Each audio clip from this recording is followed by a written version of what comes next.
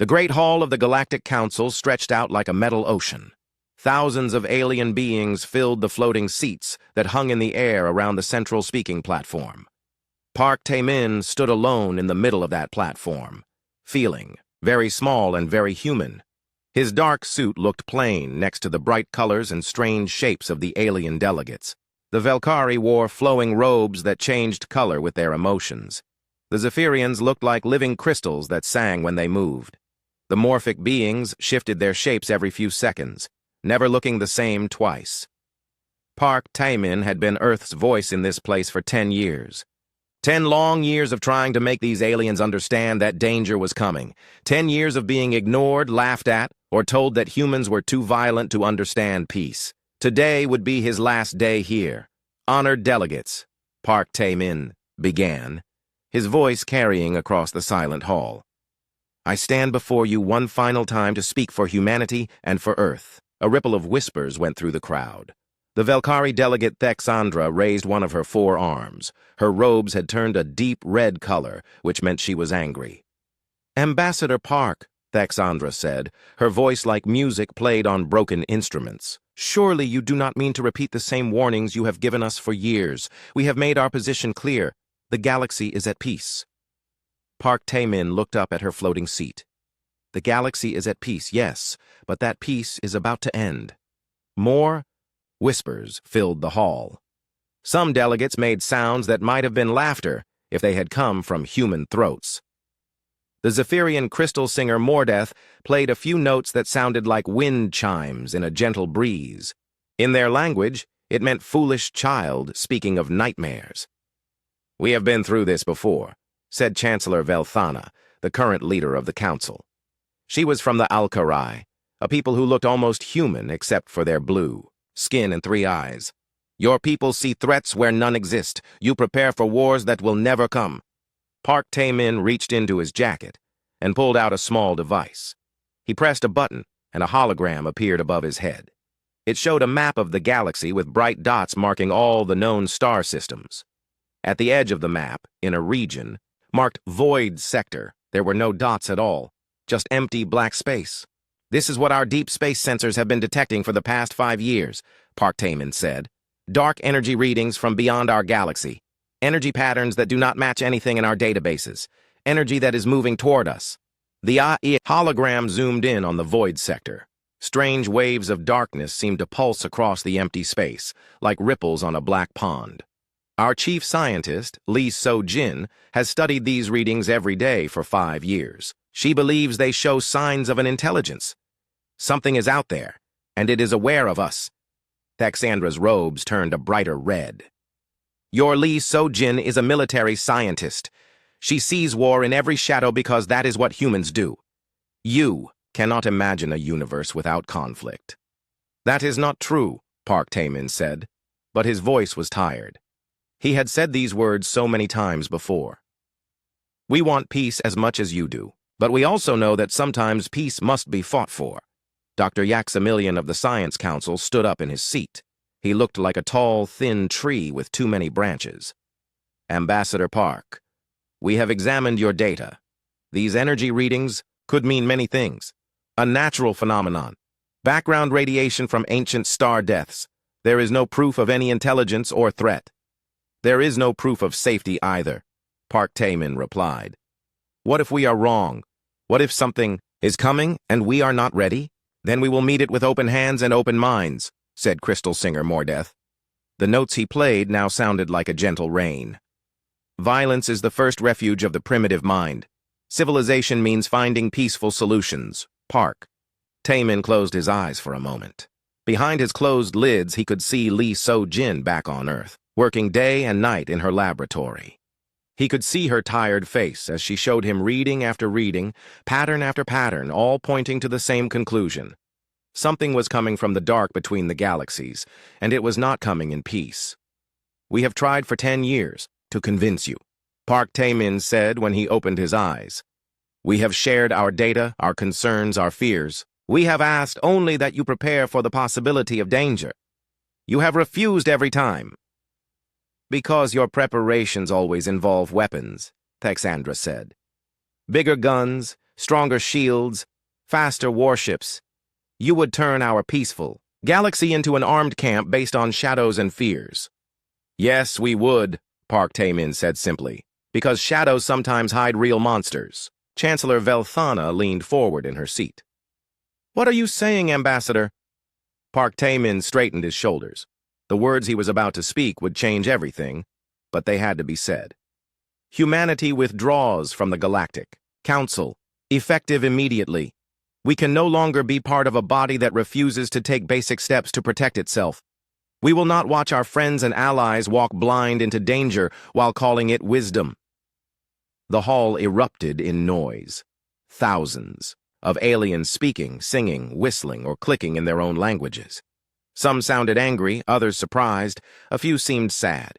Chancellor Velthana called for order, but it took several minutes for the noise to die down. You cannot be serious, Thexandra said when quiet returned. Humanity has been part of this council for over a century. You would throw away all of that because we will not build weapons against an imaginary enemy? The enemy is not imaginary, Park Tae-min said. But you will never believe that until it is too late. We will not wait for that day. And what will you do? Dr. Yaximilian asked. Where will humanity go? Park Tae-min looked around the great hall one last time, at the beautiful aliens in their floating seats, so sure of their wisdom and their safety, so certain that the universe was a kind place where everything could be solved with words and good intentions. We will go where we must, he said, and we will prepare for what is coming. When it arrives, you will know we were right. I hope for all our sakes that knowledge does not come too late. He turned off the hologram and put the device back in his jacket. Then he walked toward the exit, his footsteps echoing in the suddenly quiet hall.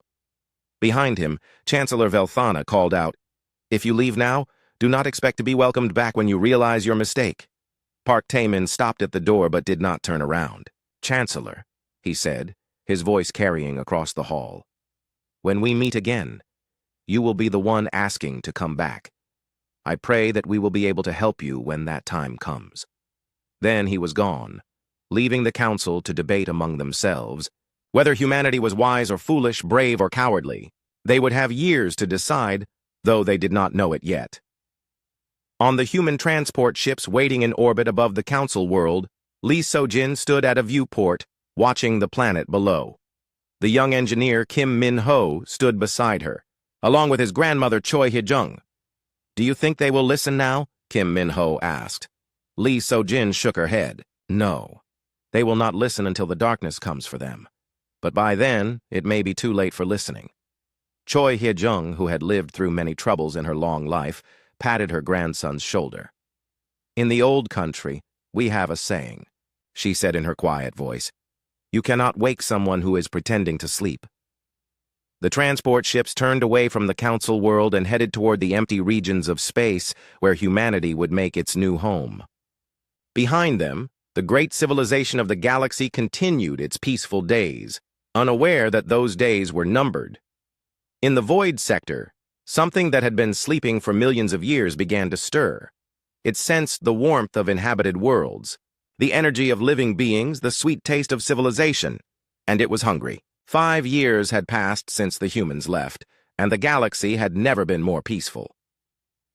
Ambassador Velthana of the Alkarai stood on the observation deck of the Council's newest research station, watching cargo ships drift between the stars like gentle giants. Their hulls gleamed with the soft metals of peace, carrying art and science and philosophy from one world to another.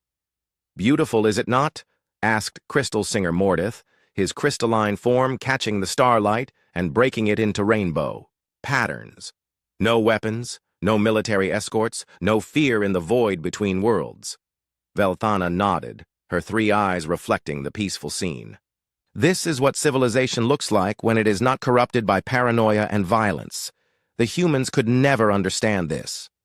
Below them in the station's main laboratory, Dr. Yaximilian worked with a team of scientists from 12 different species. They were studying the formation of new stars, mapping the cosmic web that connected all galaxies, unlocking the secrets of dark matter. Pure science, uncontaminated by military needs or the crude demands of weapon making. The productivity increase has been remarkable, Dr. Yaximilian reported to the council later that day. His tree-like form swayed gently as he spoke, a sign of satisfaction among his people. Without the constant pressure to develop defensive technologies, our research has advanced by decades in just 5 years. The council chamber itself had been remodeled since the humans left. The central speaking platform where Park Tae-min had made his final speech was now a garden where representatives could walk among growing things while they debated. The harsh spotlights had been replaced with soft, natural illumination that changed color with the mood of the speakers. Chancellor Velthana, who had been re-elected twice since humanity's departure, often gave speeches about the new golden age. "We have proven that intelligence and compassion are stronger than fear and aggression," she would say. "The galaxy is our garden, and we are its gardeners." Trade between the council worlds had reached levels never seen before. The Velkari shared their emotion-sensing technologies. The Zephyrians taught other species their crystal-growing techniques. The morphic beings helped design new ship hulls that could adapt to any environment. Art and music flowed between the stars like water finding its level. On the pleasure world of Zerion Prime, beings from across the galaxy gathered for the festival of infinite peace. For 7 days and nights they celebrated the end of what historians were already calling the Age of Iron and Fear. The festival's highlight was a concert where crystal singer Mordith performed his masterpiece, Symphony for a Healed Galaxy, but not everyone was celebrating. In the deep monitoring station on the edge of council space, senior analyst Quendar stared at readouts that made no sense. He was a quantum, a species that experienced time differently than most others. Where other beings saw the present moment, Quendar could perceive probability streams flowing into possible futures, and all the futures he could see were growing dark. Computer, display energy readings from Void Sector. Timeline, past 60 months, he said to the station's artificial intelligence. The holographic display showed the edge of known space, where the galaxy's spiral arms faded into emptiness.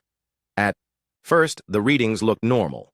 Background radiation, gravitational waves, the usual cosmic noise. But as the timeline advanced, patterns began to emerge. Quendar's 4 eyes widened as he studied the data. The patterns were subtle, hidden, in statistical noise that most analysis programs would ignore. But to his time-sensitive perception, they formed a clear picture. Something in the Void Sector was organizing itself, gathering energy, preparing for action. The patterns looked exactly like the ones the human scientist Lee So-jin had tried to show the Council 5 years ago. "Computer, send priority message to Council Scientific Committee," Quendar said, his voice tight with worry. "Message sent," the computer replied. "Estimated response time, 4 to 6 standard days." Quendar looked back at his displays, watching probability streams collapse toward darkness. 4 to 6 days might as well be forever. Meanwhile, on the core world of Centauri Gardens, the Council's military forces were being restructured again. Admiral Kexandra watched as her mighty battleships were converted into exploration vessels and scientific platforms. The weapons were removed, replaced with sensor arrays and research laboratories. "It feels strange," she confided to her aide, Commander Flux Arian. "These ships were built to protect the galaxy. Now they study flowers and ancient ruins." "Peace is our protection now," Fluxarian replied, but his tone suggested he was reciting words he had been taught rather than expressing his own beliefs. Admiral Kexandra nodded, but she kept looking at the stars and wondering what might be looking. Back, the changes went deeper than just military restructuring. The entire culture of the Council worlds was shifting toward what philosophers called aggressive pacifism, the belief that violence was not just wrong, but actively harmful to think about. Children were taught that weapons were relics of a barbaric past. History lessons about ancient wars were softened or removed entirely. Dr. Yaximilian published a series of papers about the psychological benefits of demilitarization. "When a civilization stops preparing for war," he wrote, "it frees mental and emotional resources for higher pursuits. We have seen this in our own development. Art flourishes when artists are not asked to design weapons. Science advances when scientists study life instead of death." The papers were widely read and praised throughout Council space. They won several prestigious awards and were translated into over 200 languages. But in the Outer Rim territories, things were becoming strange. The mining colony on Thessar 7 went silent on a Tuesday. When the scheduled supply ship arrived 3 days later, the crew found empty buildings and abandoned equipment. The miners had simply vanished, leaving behind half-eaten meals and unfinished reports. Probably relocated to a better site, the supply ship captain reported. Mining companies do that sometimes. 2 weeks later, the research station on Kavak Minor stopped responding to communications. A patrol ship found the station intact but empty. The scientists had left behind experiments running in automated mode, as if they had stepped out for a few minutes and simply never returned. Equipment malfunction, the patrol captain reported. These remote stations have communication problems all the time. Similar incidents happened across the Outer Rim. Colonies went silent. Stations stopped. Transmitting, explorer ships failed to report in. Each incident had a reasonable explanation. Space was vast and dangerous in mundane ways. Equipment failed, people got lost, accidents happened. But Quendar, studying the pattern from his monitoring station, saw something else. The disappearances were not random. They followed a specific sequence, moving inward from the rim in a pattern that suggested intelligence and purpose. His reports to the Council Scientific Committee came back marked insufficient evidence and requires further study. The bureaucrats who read them had been selected for their ability to process peaceful information efficiently. They were not equipped to recognize signs of approaching war. On the garden world of New Harmony, Chancellor Velthana gave another speech about the golden age of peace. Standing among flowers that had been genetically modified to glow with soft light, she spoke to an audience of diplomats and artists and philosophers. 5 years ago, some among us counseled fear, she said. They spoke of threats from beyond our borders, of dangers lurking in the dark between stars. We chose instead to trust in the power of civilization and the strength of peaceful cooperation. Look around you at what we have accomplished. This is the true strength of the galactic community. The audience applauded, their various forms of approval creating a symphony of clicks, whistles, chimes, and harmonic resonances. Above them, the aurora of New Harmony painted the sky in gentle colors that matched the mood of the celebration. But at the edge of the galaxy, in the vast emptiness of the void sector, something ancient and hungry was finishing its long preparation. It had watched the galaxy for eons, studying the patterns of civilization, learning about the bright warmth of inhabited worlds. It had seen countless species rise and fall, had tasted their energy as they burned out like brief candles in the cosmic dark. This galaxy was different, though. This galaxy had guardians, creatures who understood the nature of the universe, who prepared for the hunger that comes from beyond the light. The Watchers had been patient, waiting for those guardians to grow weak or foolish. Now the guardians were gone, fled to the distant reaches of space. The galaxy lay open and undefended, trusting in ideals that meant nothing to creatures born in the void between realities. The time for patience was ending. The time for feeding was about to begin. In his monitoring station, Quendar watched his instruments register energy spikes beyond anything in the historical record. Patterns that had been building for years suddenly accelerated, converging toward a moment that his time sense showed him would arrive very soon. He tried one more time to contact the Council, sending an emergency signal that would take precedence over all other communications. The response came back 3 hours later. Your concerns have been noted and will be addressed in the next quarterly scientific review meeting. Quendar looked at his timeline calculations. The first scream came from Thanix Prime at exactly 1437 Galactic Standard Time on a day that would later be remembered as the day the stars went out. Governor Helmarina of the Velkari was in her office reviewing trade agreements when her assistant burst through the door. The young Velkari's emotional robes were flashing colors that had no names, colors that meant terror beyond words. "Governor," the assistant gasped. "The sun! Something is wrong with the sun." Helmarina stepped onto her office balcony and looked up at the sky. Thanix Prime's star, a bright yellow giant that had warmed the planet for 3 billion years, was dimming. not the gradual dimming of a star reaching the end of its life, but a rapid fading as if something was draining its light away. Contact. "The Science Council," Helmarina ordered. "This has to be some kind of equipment malfunction. Stars do not just stop shining." But even as she spoke, the temperature began to drop. Ice crystals formed on the balcony railing. The tropical plants in the governor's garden began to wither as the light that sustained them faded away. The communication array crackled to life, but instead of the Science Council, it was the Deep Space Monitoring Station calling with panic, in the operator's voice. "Thanix Prime, this is Monitor Station 7. We are reading massive gravitational distortions in your system. Whatever is happening to your star, it is spreading to the planets. You need to evacuate immediately." Helmarina looked up again. The sun was now no brighter than a full moon, and it was getting darker by the minute. Worse, something was moving, in the space around it. Dark shapes that hurt to look at directly, as if they existed in too many dimensions for normal eyes to process. "All ships, emergency evacuation protocol," Helmarina broadcast to every vessel in the system. "This is not a drill. Repeat, this is not a drill." But as the evacuation ships powered up their engines, the dark shapes moved toward them. The first transport to launch simply vanished the moment one of the shadows touched it.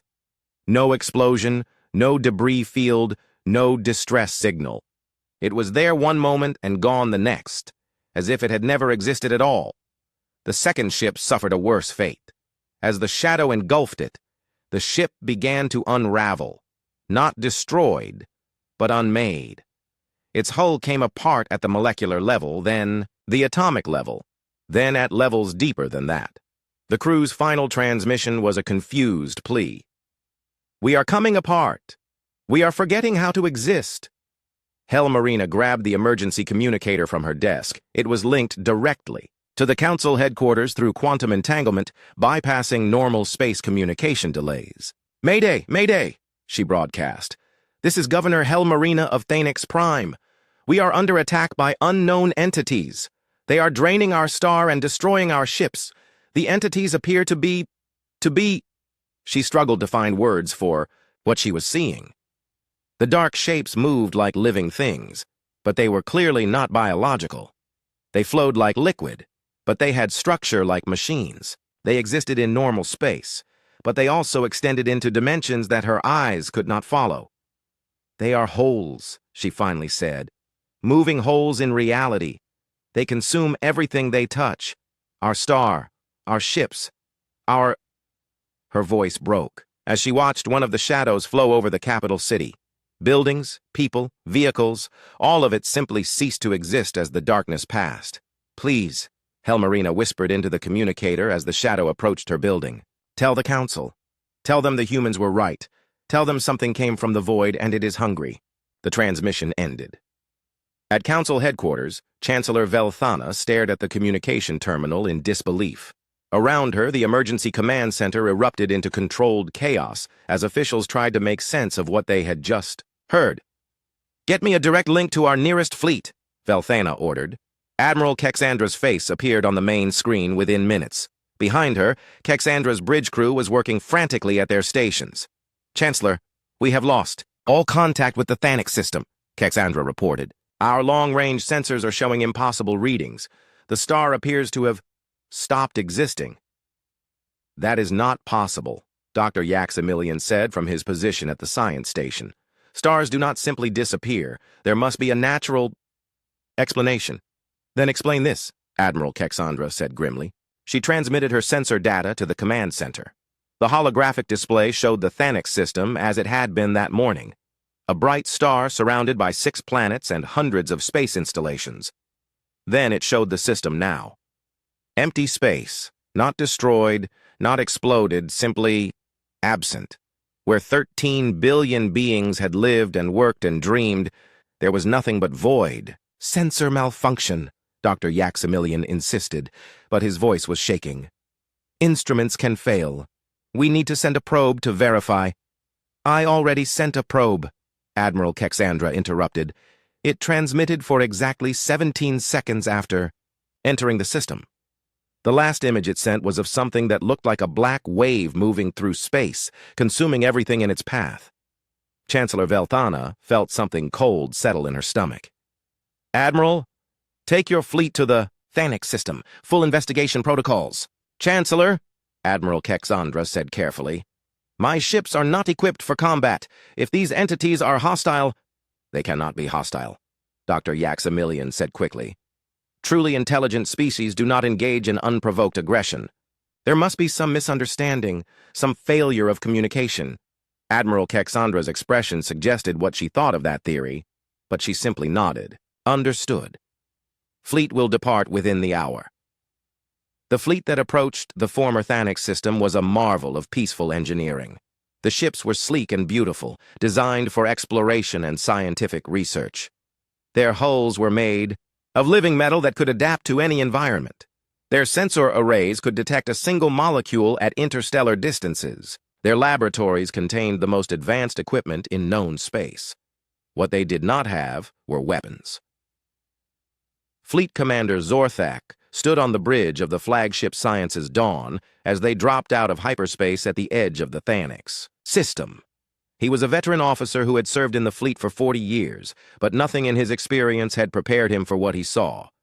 Sensors show nothing, his science officer reported, her voice filled with confusion. No star, no planets, no debris fields. It is as if the system was simply erased. That is impossible, Zorthak said automatically. But as he looked at the view screen, he could see the empty space where Thanix Prime's star should have been. The void was so complete that it hurt to look at, as if his eyes kept trying to see something that was no longer there. Commander, his communications officer called out, I am detecting movement at bearing 27 Mark IV, something large approaching our position. On the view screen, a patch of darkness began to separate itself from the surrounding void. It moved with purpose, flowing through space like water, but maintaining a roughly spherical shape. As it approached, the ship's sensors began to register readings that made no sense. It is not made of matter, the science officer reported, her voice tight with confusion. It has mass, but no atomic structure. It exists in normal space, but also in other places that our instruments cannot identify. Attempt communication, Zorthak ordered. The communications officer tried every frequency, every protocol, every form of signal the Council had developed in centuries of peaceful contact with new species. The dark entity did not respond. It simply continued its approach, moving faster now, as if it had detected their presence. Commander, the sensor operator called out, it is doing something to local space-time. Gravitational fields are fluctuating in patterns I have never seen before. Zorthak watched the entity approach and felt a primal fear that his civilized mind could not process. Every instinct developed over millions of years of evolution was screaming at him to run, but his training told him to stay and study this new phenomenon. All ships, maintain position, he broadcast to his fleet. Continue sensor sweeps. This may be a natural phenomenon we do not yet understand. The entity reached the outermost ship in the formation, a research vessel called Harmony's Dream. For a moment, nothing happened. The ship and the dark entity occupied the same space without apparent interaction. Then the ship began to fade. Harmony's Dream. Report status, Zorthak called over the communication system. We are losing cohesion, came the confused reply from the ship's captain. Our hull is becoming transparent. Our instruments are forgetting how to function. The entity is not attacking us. It is making us not exist. Zorthak watched in horror as the ship became see-through, then translucent, then simply vanished. The entity moved on to the next vessel. All ships, emergency retreat, Zorthak ordered. Maximum speed now.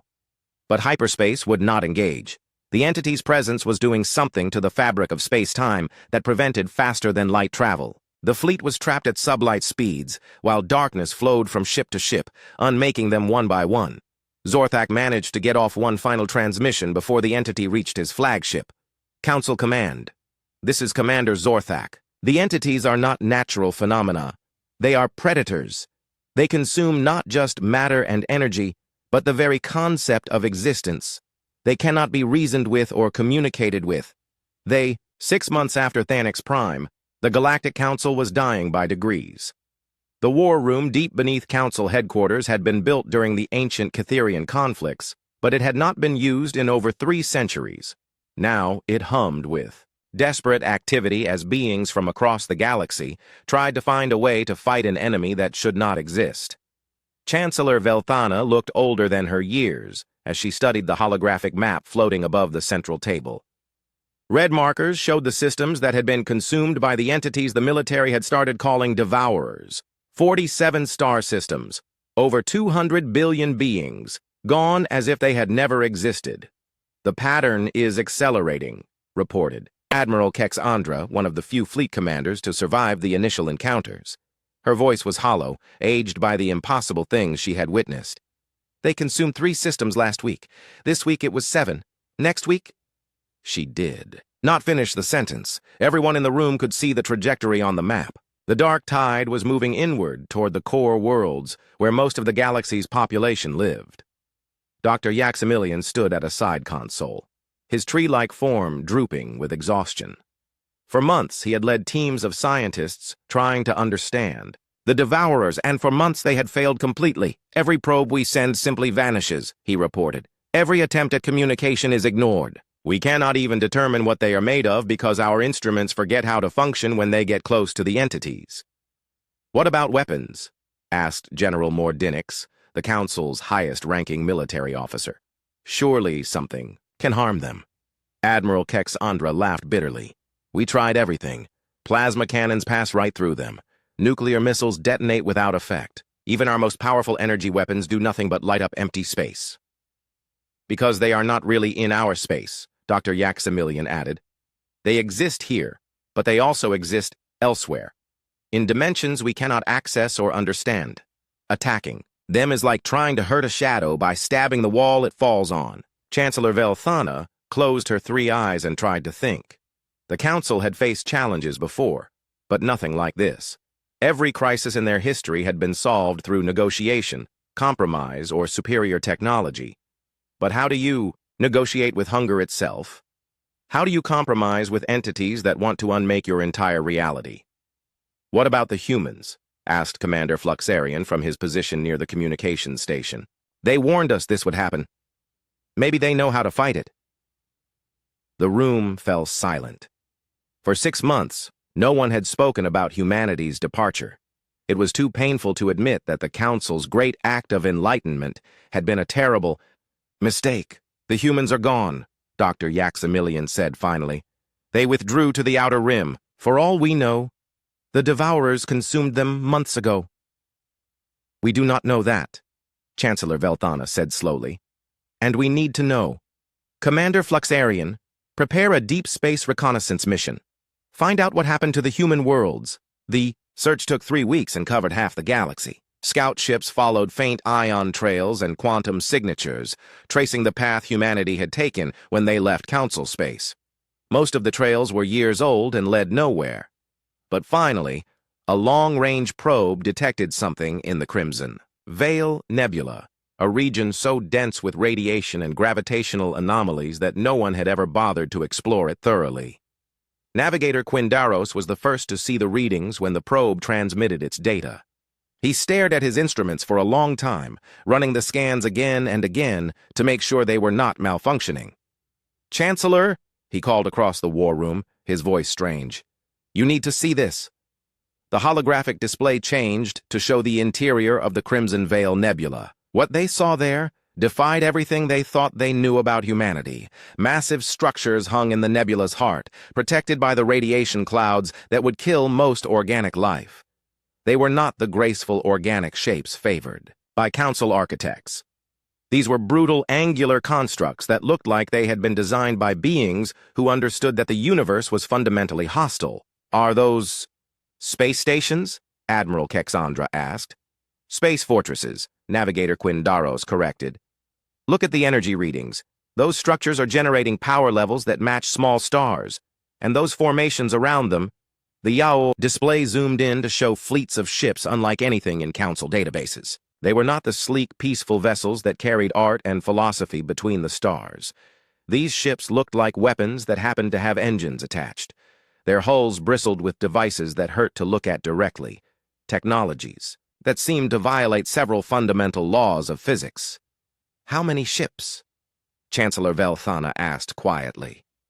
Navigator Quindaros checked his readings twice before answering. Approximately 50,000 combat vessels, and they are all occupied. Life signs are consistent with human biological patterns. Dr. Yaximilian shook his head in disbelief. This is impossible. Humanity numbered less than 40 billion beings.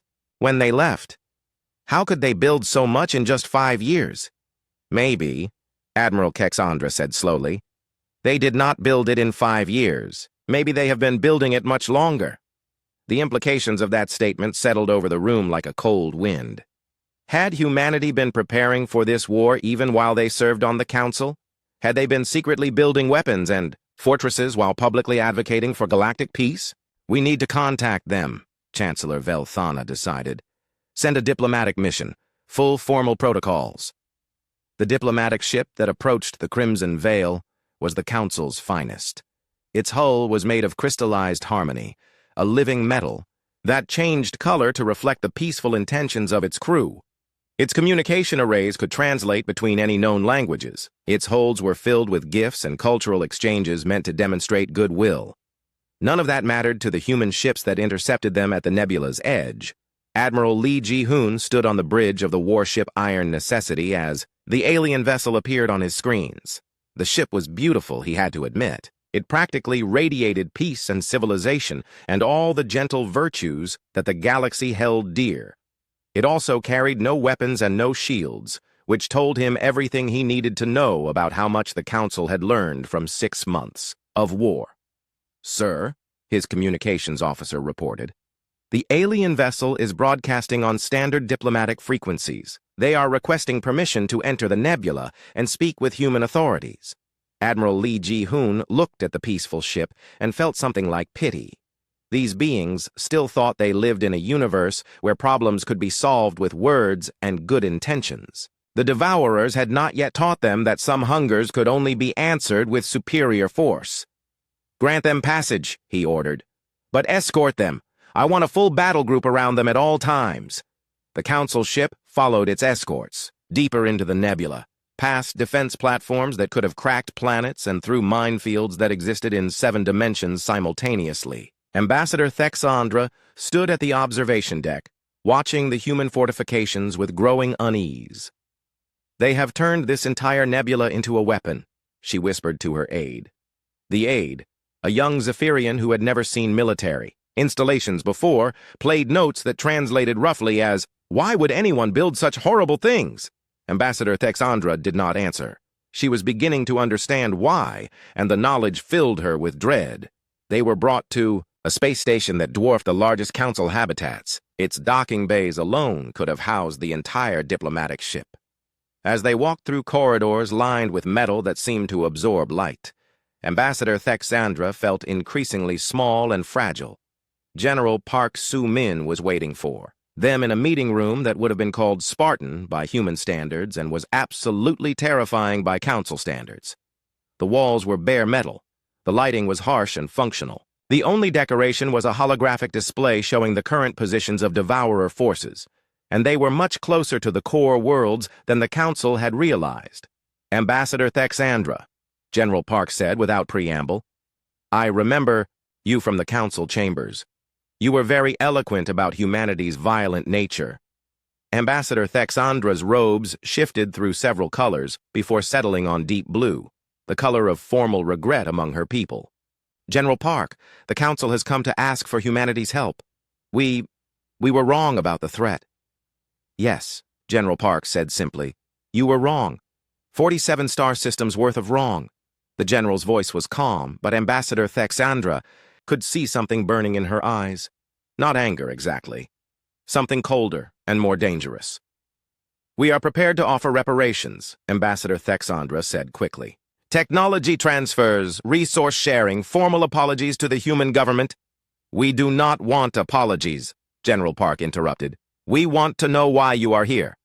Ambassador Thexandra straightened her robes and tried to find her diplomatic composure.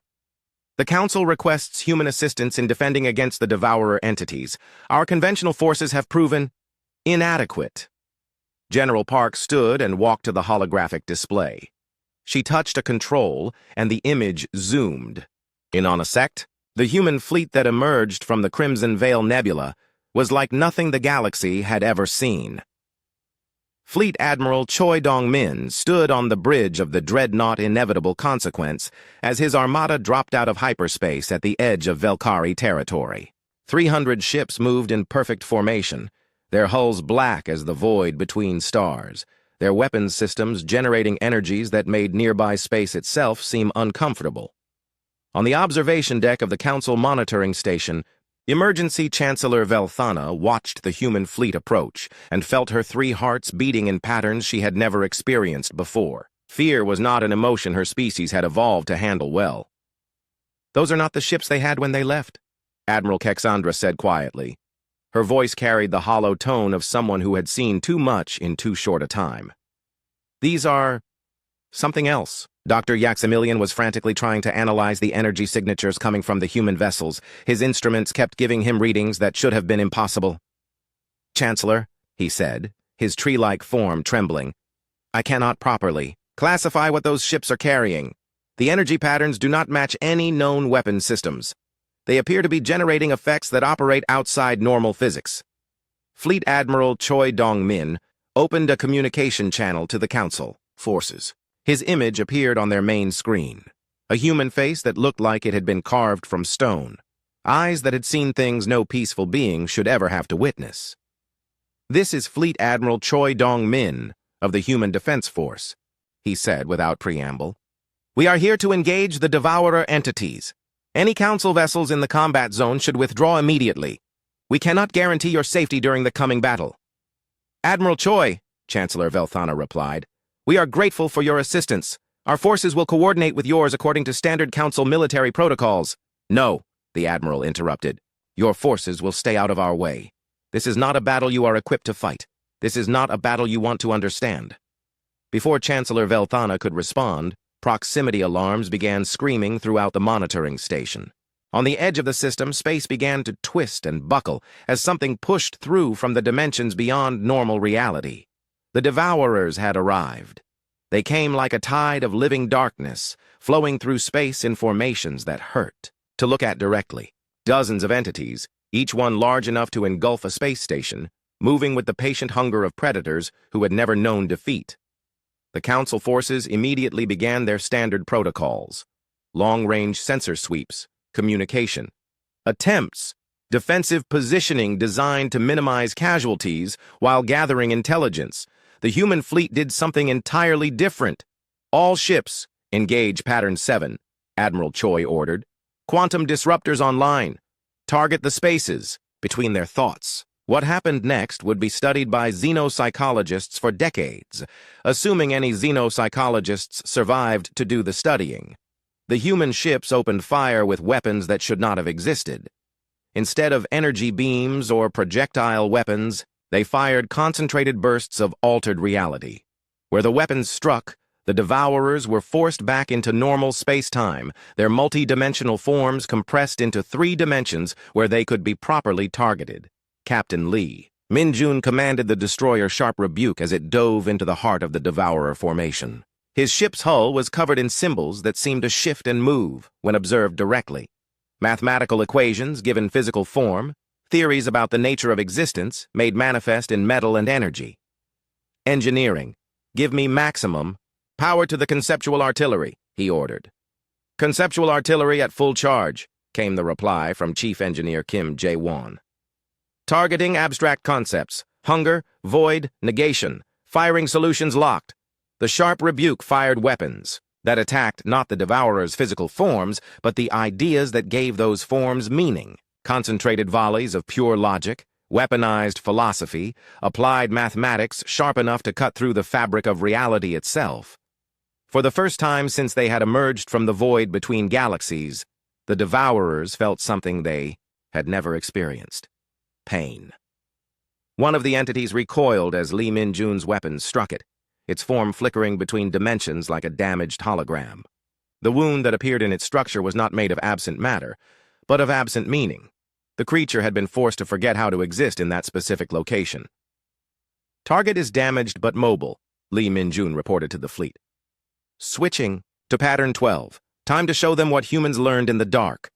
His ship dove closer to the wounded devourer, close enough that reality began to bend around both vessels. At point-blank range, the sharp rebuke fired its most terrible weapon, a concentrated beam of pure human stubbornness, the crystallized refusal to accept defeat that had carried humanity through 10,000 years of evolution on a world that had tried to kill them every single day. The devourer simply ceased. Not destroyed, not consumed, but canceled. The universe decided that it had never existed in the first place. Across the battlefield, similar scenes played out as the human fleet employed weapons and tactics that violated everything the Council thought they knew about warfare. Captain Park Young-soo led a squadron of heavy cruisers in an attack pattern that existed partially outside of time, striking the devourers before the entities had decided to be in those locations. Commander Kim Hee-jin's science vessel fired concentrated beams of weaponized curiosity, forcing the devourers to experience doubt about their own nature for the first time in their existence, but it was not without cost.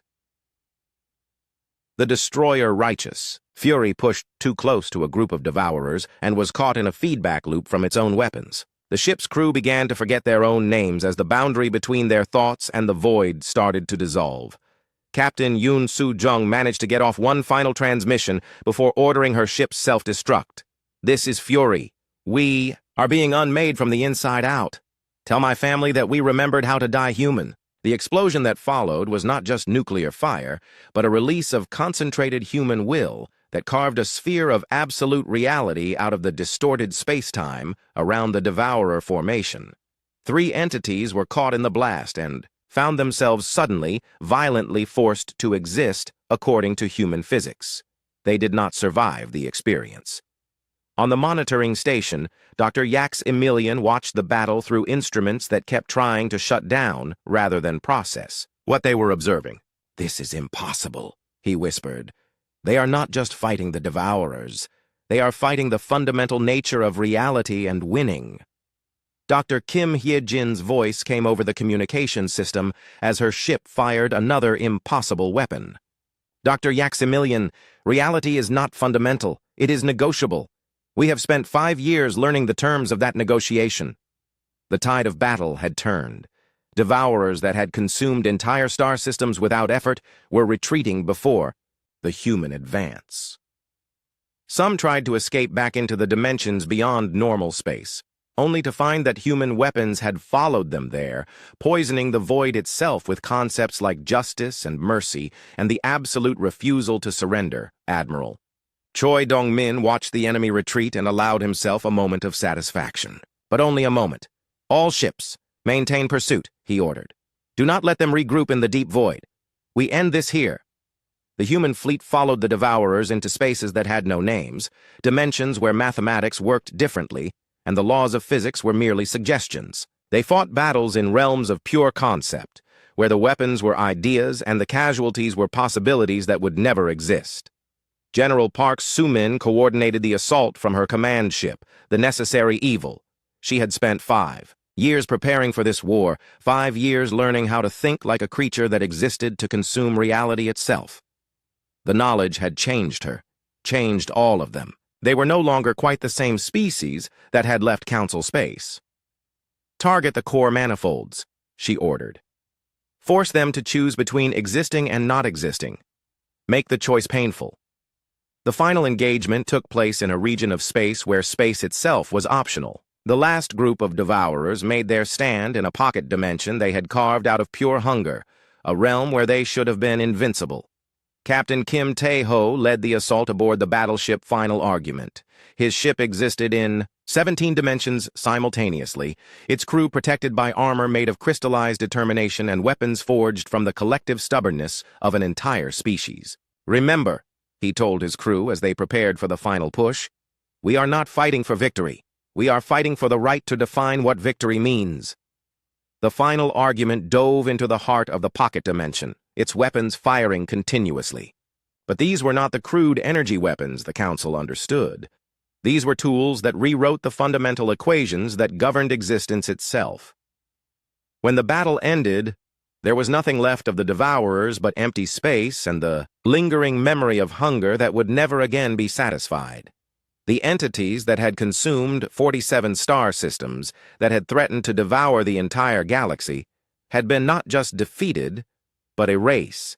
The silence after the war was harder to bear than the screaming had been.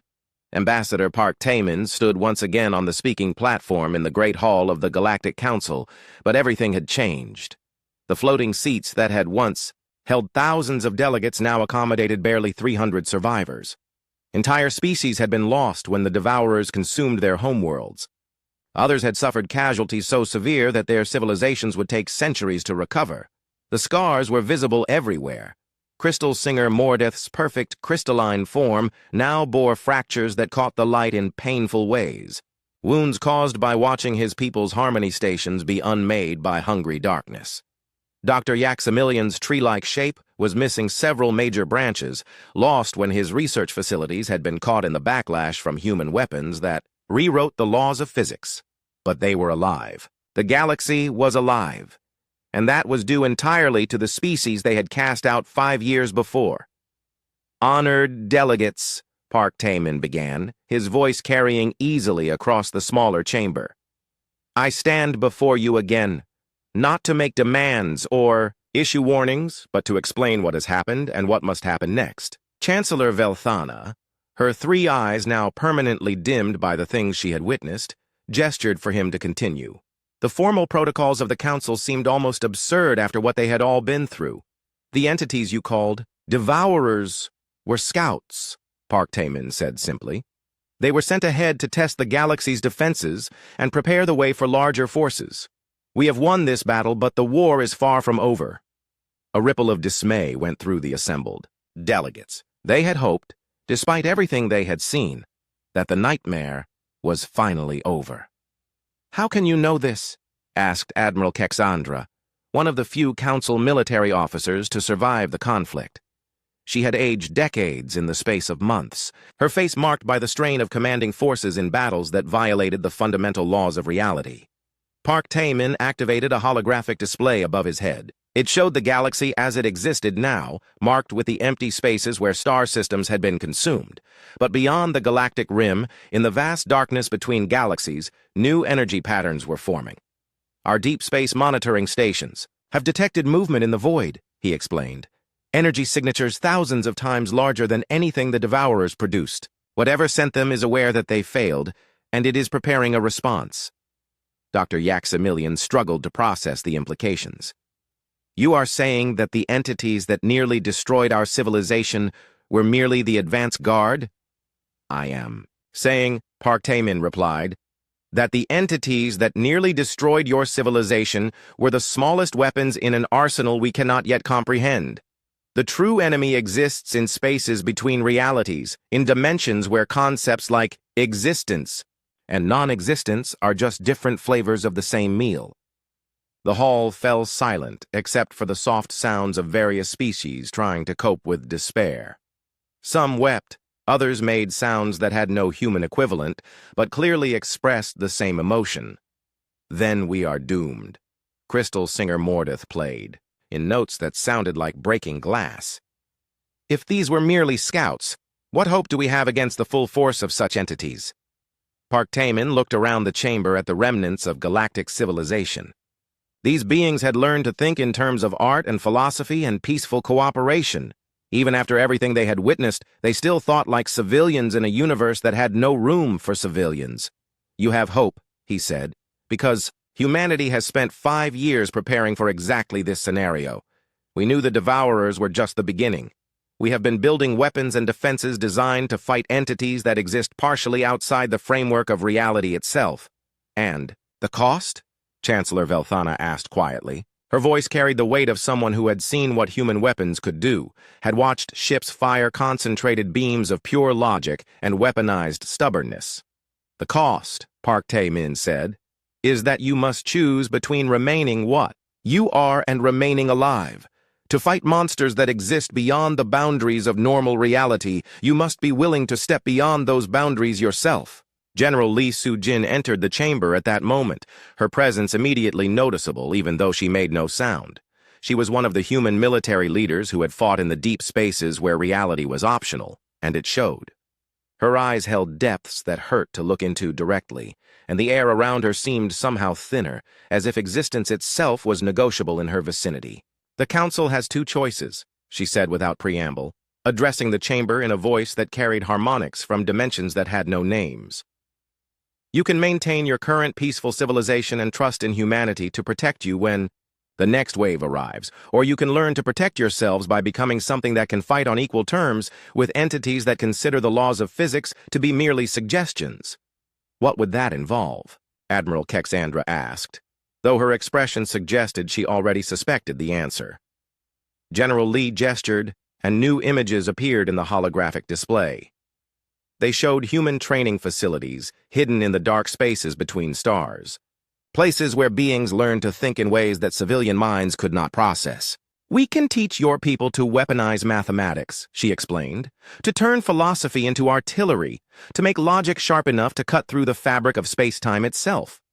We can show you how to build ships that exist in 17 dimensions, simultaneously, and weapons that attack the conceptual frameworks that give your enemies form. But," Park Taemin added, "once you learn these things, you cannot unlearn them. Once you understand how to fight entities that exist to consume reality, you become something that peaceful civilizations find difficult to tolerate. You become necessary but no longer welcome." Dr. Yaximilian's remaining branches trembled as he considered the implications. "You are asking us to abandon everything that makes us civilized." "No," General Lee said softly. "We are asking you to redefine what civilization means in a universe where peace-loving species are prey for entities that feast on order and harmony. We are asking you to accept that sometimes the greatest act of love is the willingness to become terrible in defense of what you cherish." The debate that followed lasted for days. Some species chose to accept human training, beginning the painful process of transforming their explorers and scientists into warriors capable of fighting wars in dimensions that existed only as mathematical abstractions. Others refused, choosing to maintain their peaceful ways while depending on human protection. The galaxy divided along new lines. The Velkari established military academies where their children learned to think like predators. The Zephyrians began, composing battle songs that could shatter the conceptual frameworks of reality-eating entities. The morphic beings developed the ability to shift not just their physical forms, but their philosophical foundations, becoming whatever type of existence was needed to counter specific threats, but many others could not make that transformation. They built their gardens and composed their poetry and created their art, trusting that when the darkness came again, there would be those willing to step into that darkness to defend the light. Dr. Choi Min-ho, now elderly and bearing scars from weapons that cut deeper than flesh, established the Institute of Necessary Horrors on a dead world at the edge of known space. It was there that the galaxy's new defenders learned to fight battles that should not exist against enemies that challenged the very concept of existence. The universe is stranger and more dangerous than any peaceful species can imagine, he taught his students, beings from dozens of worlds who had volunteered to become something their own people might no longer recognize. Peace is not the natural state of reality. Peace is something that must be imposed on a cosmos that tends toward entropy and hunger. His students learned to pilot ships that existed partially outside of time, to fire weapons that attacked abstract concepts, to think in ways that allowed them to perceive threats that existed in the spaces between thoughts. They learned that reality was negotiable, and that the terms of that negotiation were written in mathematics that could be sharp enough to wound the void itself. Lieutenant Kim So-young stood watch at Monitoring Station Alpha, the most advanced, early warning facility humanity had ever built. Her instruments scanned dimensions that had no names, looking for signs of the next incursion from the hungry darkness beyond the galactic rim. The station existed in 7 different dimensions simultaneously, its sensors capable of detecting threats that had not yet decided to exist. Around her, other watchers from dozens of species maintained their vigil, beings who had learned to think like the entities they watched for.